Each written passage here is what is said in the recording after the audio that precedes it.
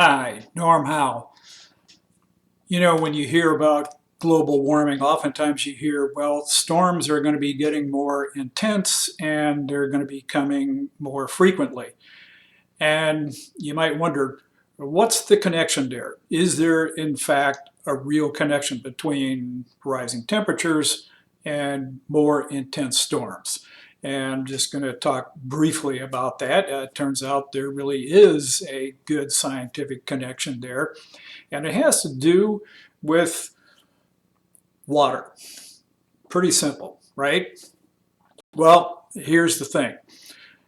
Let's say my fist here is a pound of liquid water. If I want to heat this water up 1 degree Fahrenheit, let's say from 72 to 73 degrees Fahrenheit, I put energy into it, either with a candle or with a burner from a stove. If I put in 1 BTU of energy into this pound of liquid water, the temperature is going to go up by 1 degree Fahrenheit. It's not very much energy. 100 BTUs, I raise the temperature 100 degrees, from 72 up to 172.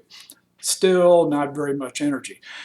But let's change things a little bit. Let's say that instead of heating up this liquid water, I want to convert this water into water vapor at the same temperature.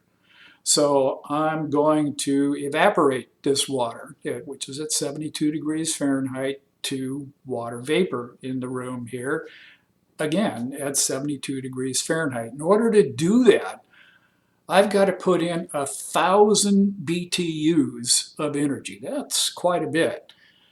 Now, let's reverse that process. What if I've got a pound of water vapor here in a room and I condense that into a pound of liquid water at the same temperature?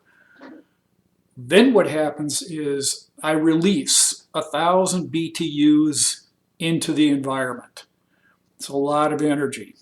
And that is the power of storms. That's where storms get their power. So let's think about this. Let's say we're a few thousand feet above the Gulf of Mexico, and the water is warm, or the air temperature warm, saturated with water, and we have a little bit of a low pressure system come in, which condenses out the water. Quite a few pounds of water there above the Gulf of Mexico. When that water condenses, it releases thousands and thousands of BTUs of energy into the surrounding air. It heats up the air. That heated up air then rises, goes up to a higher level where temperatures are a little cooler and the pressures are a little bit less. More water condenses out, and that cycle repeats itself.